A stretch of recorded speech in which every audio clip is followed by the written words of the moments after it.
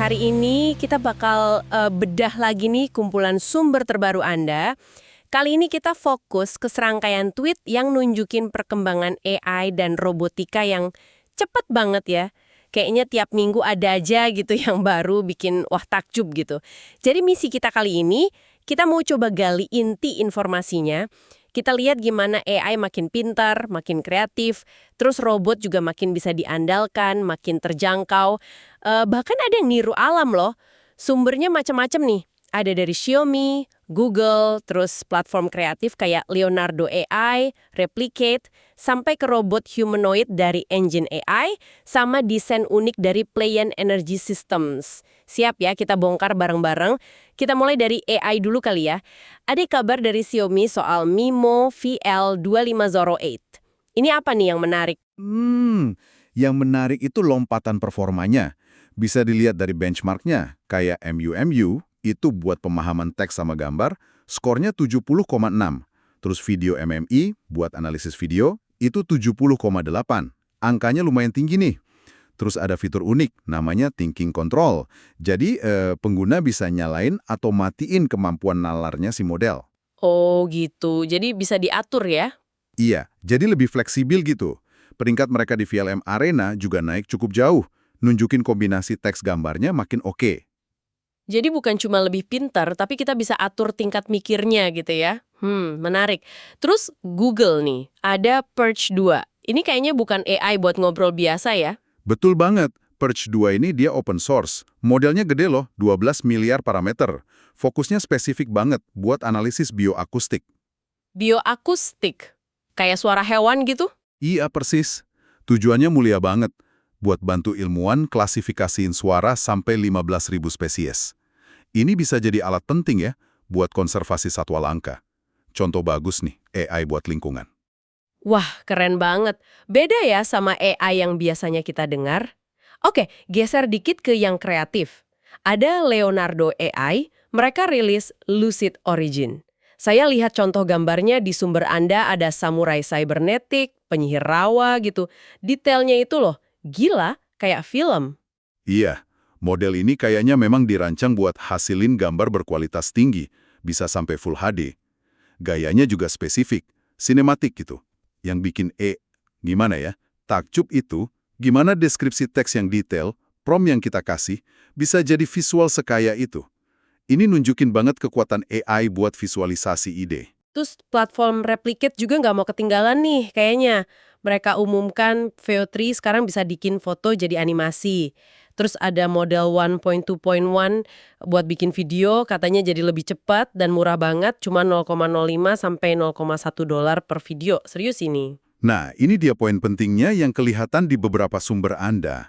Tren demokratisasi AI kreatif. Kemampuan yang tadinya canggih banget, kayak ubah gambar ke video atau teks ke video, sekarang makin gampang diakses. Oh, jadi bukan cuma buat developer gitu ya? Iya, teknisnya lebih gampang karena ada API dari Replicate, kayak jembatan gitu buat developer. Tapi biayanya juga itu tadi, turun drastis. Jadi makin banyak yang bisa pakai. Platform lain kayak Krea AI juga nunjukin hal yang sama dengan alat interaktifnya. Teknologi canggih jadi kayak mainan baru buat banyak orang. Oke, dari dunia software AI yang makin pinter dan murah, kita pindah ke wujud fisiknya nih. Robotika juga seru banget perkembangannya ya. Ada kabar soal robot humanoid SAO 2 dari Engine AI. Harganya itu loh, 5.300 dolar.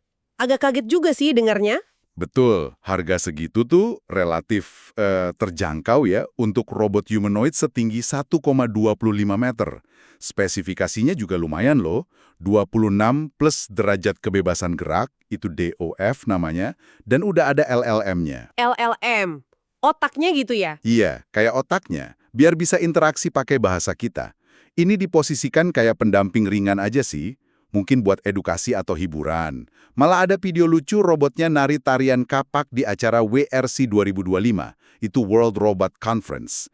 Terus ada rencana kompetisi tarung robot Engine AI Desember nanti.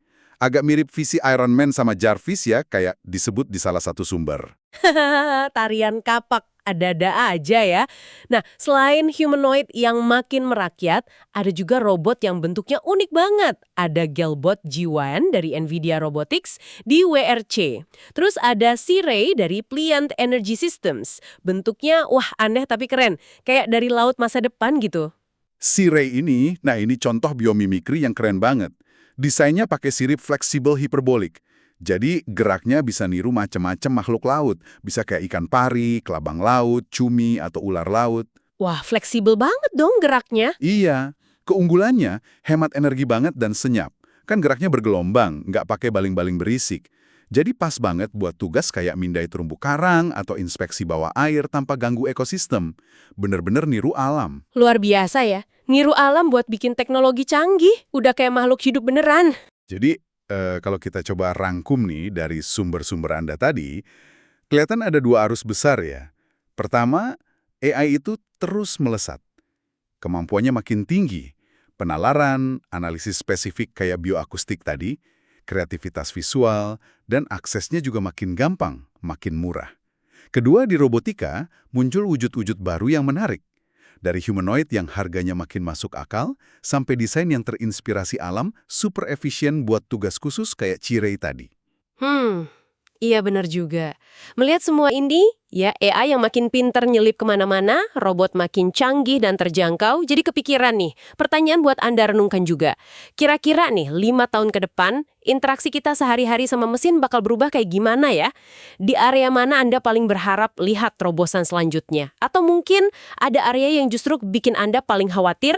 Nah itu jadi bahan pemikiran buat Anda, bawa sampai ketemu lagi di pembahasan kita berikutnya ya.